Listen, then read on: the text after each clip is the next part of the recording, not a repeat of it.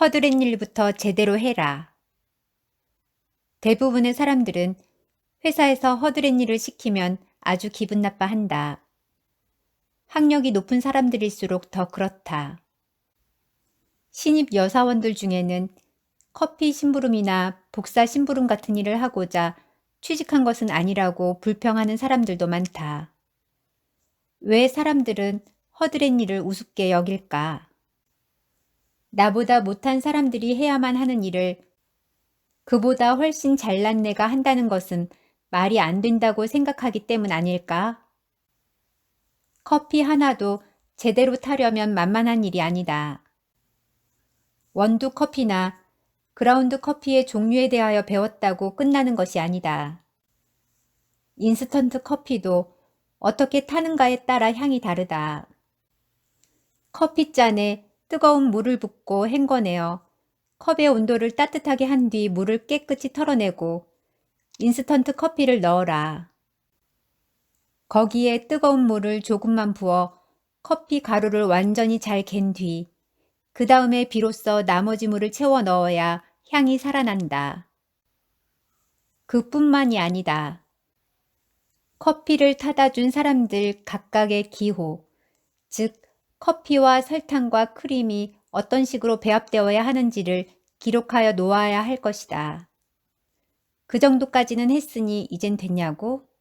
아니, 그 기록한 것을 탕비실에 붙여놓아 네가 결근했을 때도 다른 사람이 그것을 보고 누구에게 어떻게 커피를 타다 주어야 하는지를 알 수 있도록 하여야 한다. 이것이 이른바 지식 경영이다. 거기까지 하면 되었냐고? 아니, 커피, 설탕, 크림 등이 한 달에 얼마나 소요되었는지를 통계로 만들어 현재 이러이러한데 이것을 저러저러하게 개선시켰으면 좋겠다고 말해야 한다. 거기까지 하면 되었냐고? 아니, 종이컵을 사용하여 비용이 많이 드니 개인 머그컵을 준비하자고 하면 어떨까? 등등. 복사는 어떨까? 입사 몇 개월이 되었는데도 복사기는커녕 자기 책상 위에 놓인 전화기에 붙어있는 여러 버튼들의 기능조차 제대로 파악하지 못하는 직원들이 대다수이다. 나는 신입사원들이 먼저 고참 사원들에게 복사기 사용 설명서나 키폰 사용 설명서를 달라고 하는 경우가 없다는 것을 경험적으로 안다. 팩스는 또 어떤가? 팩스 기기에 달린 버튼들에 대해 완벽하게 알려고는 아예 하지도 않는다. 상대방이 팩스를 받았을 때 어떻게 보일 것인지를 미리 생각하며 보내는 직원 역시 100명 중 1명꼴밖에 되지 않는다. 99%는 자기가 가진 서류 원본을 그대로 상대방에게 보낸다. 그 원본에 컬러 도표가 사용되어 있다면 팩스를 받았을 때 흑백으로 인쇄되면서 컬러 구분이 사라지기 때문에 읽을 수 없게 되는 경우가 허다하지만 그런 것은 생각하지도 않는다. 신문기사 같은 경우 작은 글씨들을 팩시밀리가 뭉개버린다는 것을 미리 생각하여 그 부분을 크게 확대해서 보내는 사람 역시 만나기 정말 어렵다. 아주 오래전의 일인데 선박 차터 비용을 절약하고자 기존에 사용하던 뉴욕의 어느 해운회사 대신 새로운 해운회사들과 협상을 하던 중 거래 가능성이 있는 곳에 대외비로 문서를 하나 보내야 하였다. 너무나도 중요한 문건이어서 나는 차장급 직원에게 직접 팩스 송신을 지시하였다. 그랬더니 얼마 후 절대로 그 문건 내용을 알아서는 안 될 기존 거래처가 그 내용을 알고 있었다. 원인을 파악하여 보니 팩스 기기에 달려있는 단축 다이얼을 엉뚱하게 눌러서 문서가 잘못 발송된 것이었다. 그로 인하여 회사가 입은 손해는 그 차장의 연봉 몇 년치에 해당되었다. 은행 심부름? 나는 담당자가 법인이 내야 할 주민세를 제때 내지 않아 과태료만 1,000만 원 가까이 납부한 적도 있다. 과태료는 법인에서 세전 비용으로 처리할 수 없다. 때문에 과태료 1,000만 원을 납부하였다는 말은 그 1,000만 원에 해당하는 법인세와 주민세마저 추가로 납부하게 된다는 의미이므로 법인에서는 1,000몇백만 원을 손해보게 된다. 애인 생일보다 더 중요한 것이 세금 납부일자라는 것을 알면서도 은행 심부름을 하찮게 여겨 생긴 결과이다. 인터넷 뱅킹이 없던 시절이었기에 은행에 가야 했었다. 서류 정리는 어떨까? 마이크로소프트의 윈도우가 세상에 등장하기 오래전 도스 시대의 이야기이다. 하드디스크 가격이 너무 비싸 도스용 워드 프로세싱 프로그램들은 1바이트라도 아껴야 했기 때문에 문서 제목을 붙일 때 글자 수의 제한을 받았다. 당시 대한민국 굴지의 법무법인에서 오래 일했던 직원이 경력사원으로 입사하였다. 나는 전 직원 중 일부를 골라 불시에 컴퓨터 파일을 체크해보곤 하였는데 반년 정도 후 그 직원의 파일 목록을 보곤 기절할 지경이 되었다. 문서 제목이 모두 001, 002, 003 순으로 붙어 있었기 때문이다. 그의 답변은 법무법인에서도 이렇게 했었는데요 였다. 내 대답은 이런 닭대가리. 속으로만 말했다. 그렇게 정리한다면 무슨 문서가 어디에 처박혀 있는지 도대체 어떻게 안단 말인가. 허드렛 일에서 생겨난 잘못은 종종 회사에 큰 손해를 끼치지만 담당자들은 기껏해야 심할서를 쓰거나 죄송합니다라고 말하기만 한다. 야단을 심하게 맞으면 내가 일부러 그런 것도 아닌데 라고 하면서 스스로를 정당화시킨다. 그러면서도 허드렛 일을 하려고 취직한 것은 아니라고? 그런 작은 것 하나 귀신처럼 하지 못하는데 더 큰 일을 잘라고? 웃기지 마라. 일본 교토에 있는 일본 전사는 연간 매출액 3천억 엔 이상인 초소형 정밀모터 제조업체이다. 이 회사는 신입사원이 들어오면 1년간 무조건 화장실 청소를 시킨다. 나가모리 사장은 청소도 하지 못하는 사람이 신제품을 생산하는 것은 불가능하다고 말한다. 정말 그렇다. 청소 하나 제대로 못하는 사람이 무슨 다른 일을 할 수 있다는 말인가. 허드렛 일을 싫어하는 사람들은 자존심을 내세운다. 내가 이런 일을 하려고 취직한 건 아니라고 하면서 말이다. 자존심? 뭔 자존심? 대학물 먹었다는 자존심? 꼴값 떨지들 말고 주변을 살펴보아라. 자존심 센 사람을 우리는 다른 말로 콧대가 높다고 한다. 콧대 높은 사람을 당신은 좋아하는가? 별로 좋아하지 않을 것이다. 당신은 그런 사람을 별로 좋아하지 않으면서도 스스로는 자존심을 내세우고 콧대를 세운다면 주변에서 어떻게 생각하는지 한 번쯤 고려해 본 적이 있는가? 정말 자존심이 세다면 낮은 곳으로 내려가라. 성경에도 낮은 곳으로 내려가라는 말이 나온다. 낮은 곳에서 걸레를 누구보다 먼저 잡고 하찮아 보이는 일들을 즐겁고 기쁜 마음으로 하면서 실수 없이 완벽하게 해치울 때 비로소 사람들은 당신을 인정할 것이다. 당신의 자존심은 그렇게 주변 사람들이 당신을 스스로 낮출 줄 아는 사람으로 인정할 때 저절로 지켜지게 되는 것이다. 추신. 나는 돈을 꽤 모은 뒤에도 새로운 사업을 하게 되면 작업복을 입고 밑바닥 일을 하곤 했다. 그래야 일 전체를 구석구석 빈틈없이 알 수 있게 되기 때문이다. 허드렛 일 하나도 제대로 하지 못하는 당신이 허드렛 일은 당신보다 못난 사람이 해야 하는 것으로 믿는 당신이 사업이나 장사를 하겠다고? 돈을 벌고 싶다고? 꿈 깨라. 체르노빌 원전 사고의 방아쇠를 당긴 사람들은 경험도 미천한 야간 교대조였다.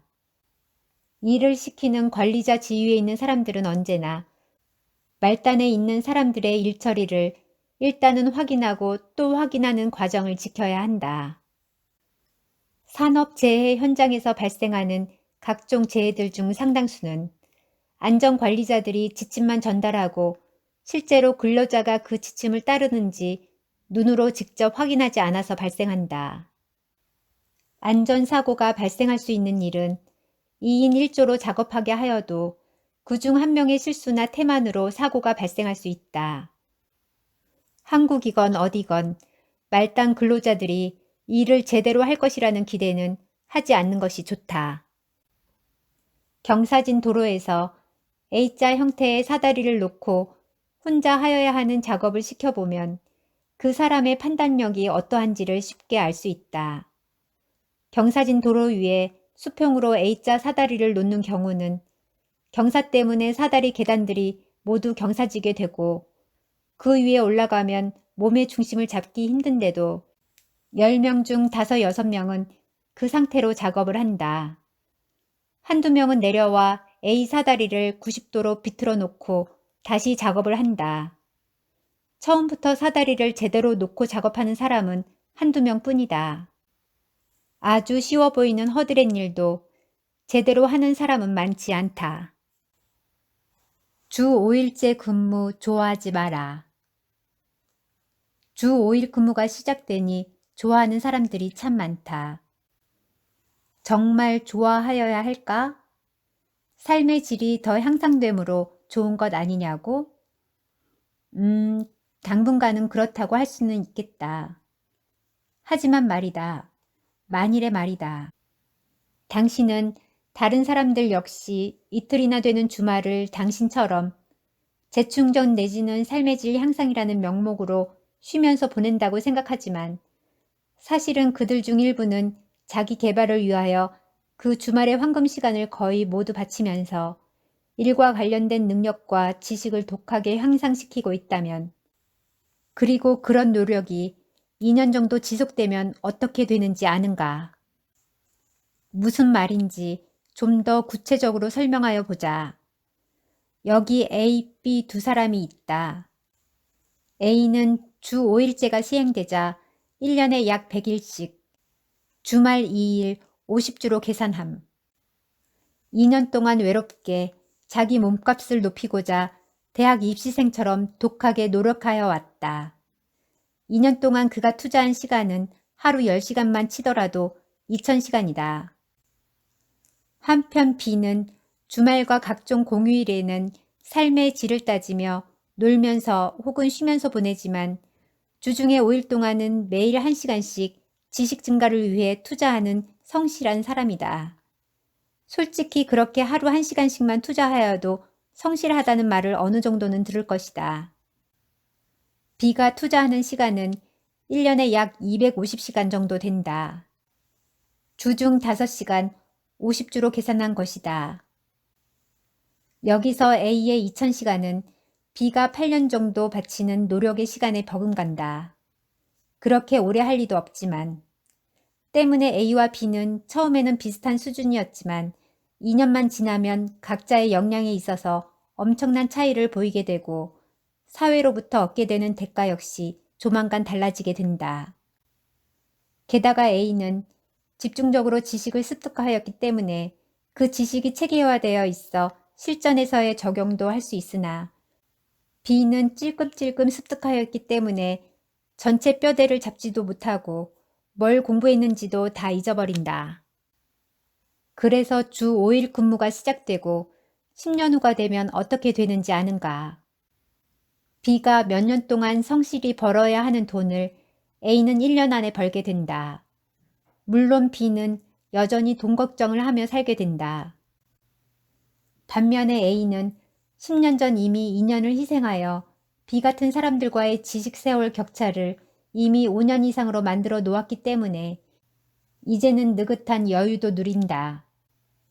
이것은 일부 철밥통들을 제외한다면 봉급 생활자이건 자영업자이건 사업자이건 장사꾼이건 학자이건 연구원이건 학생이건 다 마찬가지이다.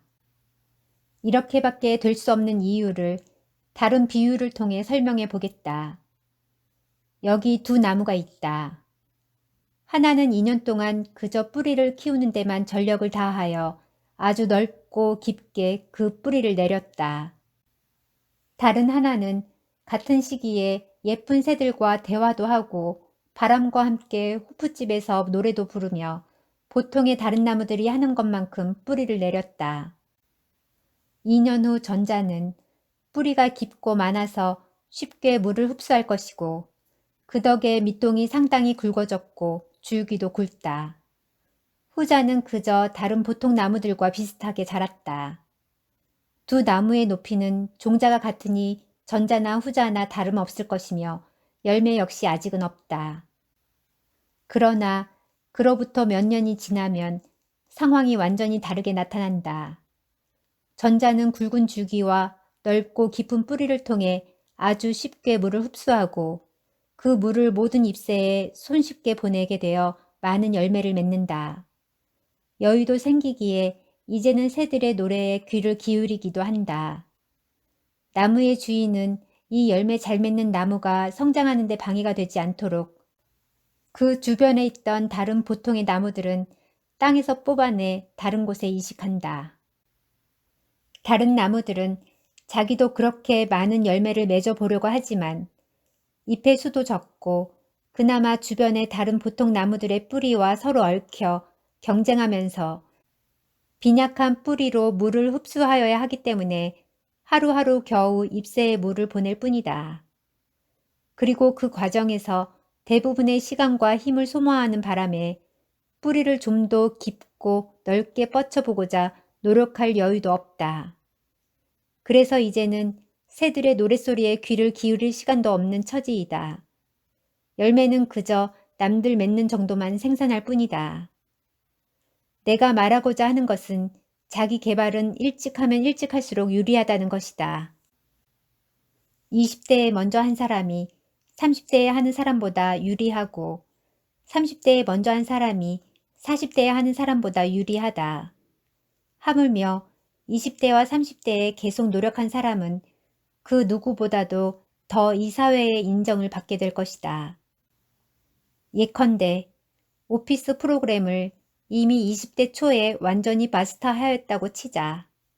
당신은 앞으로 영원히 그 프로그램을 제대로 알지 못해 쩔쩔매는 스트레스는 받지 않을 것이다. 결국 부자가 되는 게임은 먼저 실전 지식을 축적한 사람이 이기게 되어 있기 때문이다. 실전 지식들을 제대로 가르쳐주는 학교는 일부 전문대학 이외에는 거의 없으므로 학벌이나 학력은 문제가 되지 않는다. 그러므로 주 5일 근무 제도가 시행되면서 노는 날이 많이 생겼다고 너무 좋아하지는 말아라. 어느 나라에서건 그 제도가 시작되고 난 뒤 중산층과 상류층의 소득 격차는 제도 시행 이전보다 훨씬 더 커지는 양상을 보여왔고 돈과 시간을 펑펑 쓰다 보니 중산층에서 하류 쪽으로 내려가는 사람들이 늘어났으니까 말이다.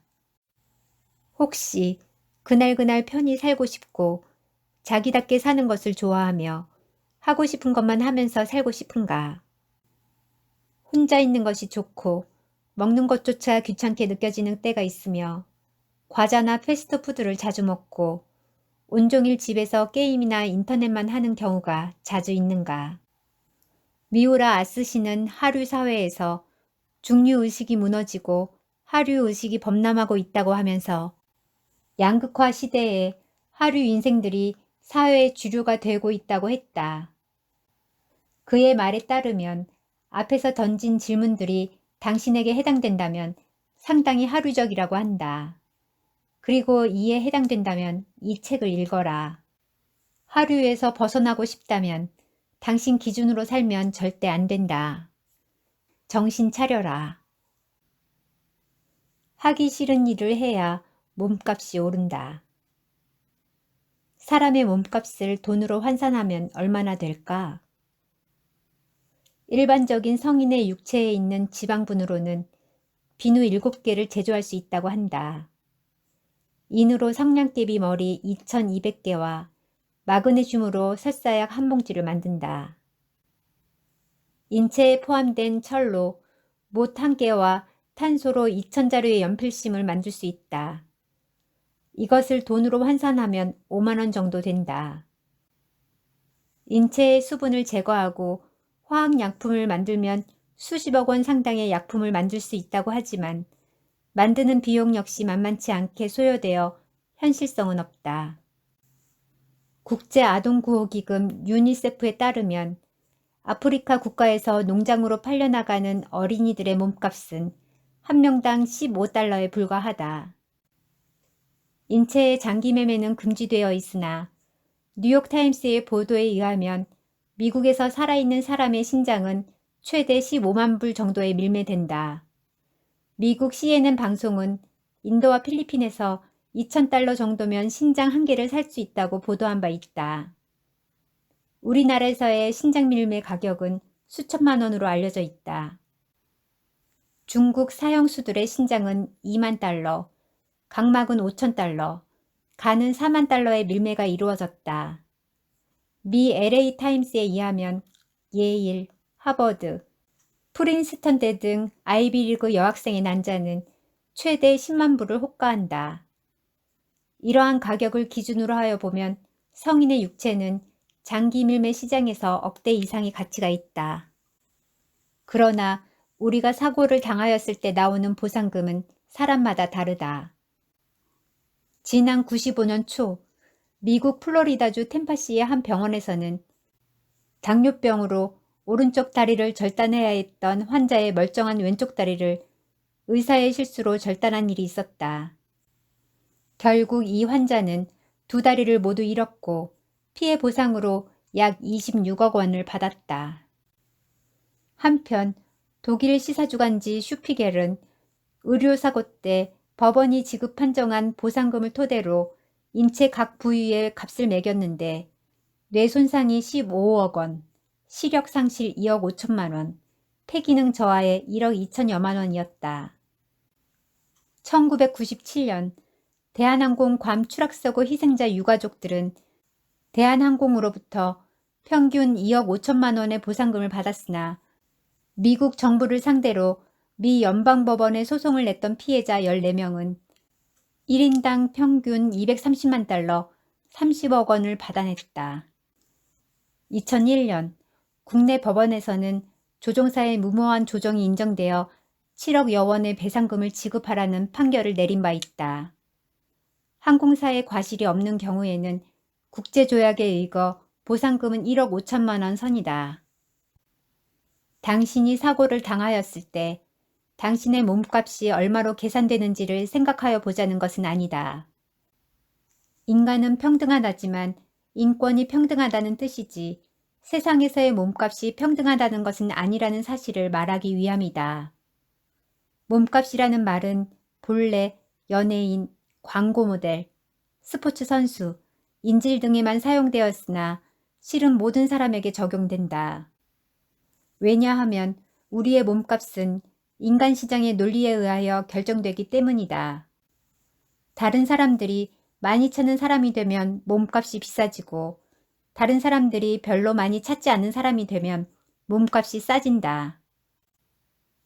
노예 시장이나 마찬가지인 상황이지만 이 사실을 외면하지 말고 그대로 직시하라. 자, 이제 당신의 몸값을 계산하여 보자. 당신이 자영업자이건 봉급 생활자이건 간에 내년도 당신의 수입은 금년보다 올라갈 것으로 생각하는가? 먼저 당신이 작년에 했던 일과 금년에 해온 일에 어떠한 변화가 있었는지 생각해 보라. 그리고 내년에는 어떻게 될는지도 생각하여 보라. 만일 당신이 하는 일에 양적인 변화도 없고 질적인 변화도 없으며 당신이 갖고 있는 지식의 양에 있어서도 아무런 변화가 없다면 당신은 무슨 근거로 내년에는 수입이 늘어나야 한다고 생각하는가? 자녀 교육비가 올라가서? 그건 당신 개인 사정이다. 그것은 마치 당신 자녀가 큰 수술을 받았으니 수입이 더 늘어나야 한다는 것과 하등 다를 바가 없다. 물가가 올라가서? 물가가 오른 것과 당신의 수입이 도대체 무슨 관계가 있는가? 회사에서 최소한의 생활은 보장하여야 되지 않느냐고? 아니, 회사가 무슨 자선단체인가? 회사가 양로원이나 고아원인가? 회사가 이득을 많이 냈으므로 당신의 봉급도 올라야 하지 않겠느냐고 생각하는가? 그 이득이 당신과 어떠한 관계가 있는가? 당신이 없었다면 그 이득이 나지 않았을 것이란 말인가? 회사가 이득이 났으므로 봉급이 올라야 한다고 생각한다면 회사가 손실을 보면 봉급을 스스로 낮추겠다는 말인가? 당신의 수입은 당신이 만들어내는 부가가치에 의해 결정되어야 한다. 부가가치의 창출 없이는 당신이 제 아무리 성실하게 노력한다 하여도 당신의 수입이 올라야 할 근거가 없다. 만일 당신이 그런 경우에 해당한다면 당신은 회사나 고객이 볼 때 정말로 꼭 있어야 하는 존재가 아니다. 없어도 되거나 다른 사람으로 대체될 수 있는 존재에 지나지 않는다는 말이다. 내 말이 이해가 가지 않는가? 그렇다면 지금 하고 있는 일과 그 일을 하는 데 필요한 지식으로서 당신이 알고 있는 것들을 종이에 자세히 기록하여 보라. 대부분 기껏해야 서너 페이지에 불과할 것이다. 그것을 다른 사람에게 가르치는데 몇 개월이 걸리는가? 서너 개월? 그렇다면 당신의 몸값은 당신이 몇 년을 그 일을 하여왔던 간에 신입사원과 다를 바 없다. 무슨 얼어 죽을 연공 서열이란 말인가? 이 세상은 가만히 있어도 시간만 지나면 저절로 2등병이 1등병이 되고 봉급도 더 많이 주는 그런 세상이 아니다. 물론 그런 정부 투자기관들이 꽤 있기는 하지만 말이다. 1996년 일본의 통신 판매회사 주 미쓰미는 연공 서열이 아닌 능력에 따른 연봉 산정 기준을 공개한 바 있다. 그 기준에 의하면 연봉 300만 엔을 받는 사원은 담당 업무의 처리 방법을 알고 상급자의 구체적인 지식을 확실히 수행할 수 있을 정도의 초급 사원이다. 연봉 400만 엔의 직원은 담당 업무 체계와 흐름을 이해하면서 업무 과제에 대한 원인과 대책을 검토하고 문제 해결을 위한 행동 계획의 수립 능력이 있어야 한다. 연봉 500만 엔의 직원은 업무의 독자적 추진이 가능하며 교섭 조정 등 타부서와 연계 업무도 해낼 수 있고 사업계획의 작성도 일부 담당한다. 연봉 750만 엔의 직원은 업무의 추진 계획이나 특별 임무를 안심하고 맡길 수 있으며 직원들에게 적절한 조언을 해줄 정도의 신뢰를 받고 있어야 한다. 연봉 1천만 엔은 팀의 리더로 신규 기존 사업을 가리지 않고 사업 계획을 수립할 수 있으며 생산에서 상품 기획까지 폭넓은 판단력을 갖고 있는 경영자층이다. 결국 몸값의 핵심은 무슨 일을 어느 정도로 할 수 있는가에 달려있다. 그러므로 당신의 몸값이 비싸지도 않고 부자도 아니라면 제일 먼저 투자하여야 할 대상은 부동산도 아니고 주식도 아니다. 어떤 회사가 연구개발비나 교육비를 많이 투자하면 좋은 회사라고 말한다. 그리고 그런 회사가 언제나 성공한다. 사람도 마찬가지이다. 자기 투자를 하여 당신을 비싸게 만들어라. 그래야 몸값이 올라간다. 자기 투자를 열심히 하여 일을 잘 해냄으로써 연봉이나 연수입을 500만 원 더 증가시켰다면 연리 5%로 생각할 때 당신은 적어도 1억 원을 추가적인 금융자산으로 굴리고 있다는 뜻이다.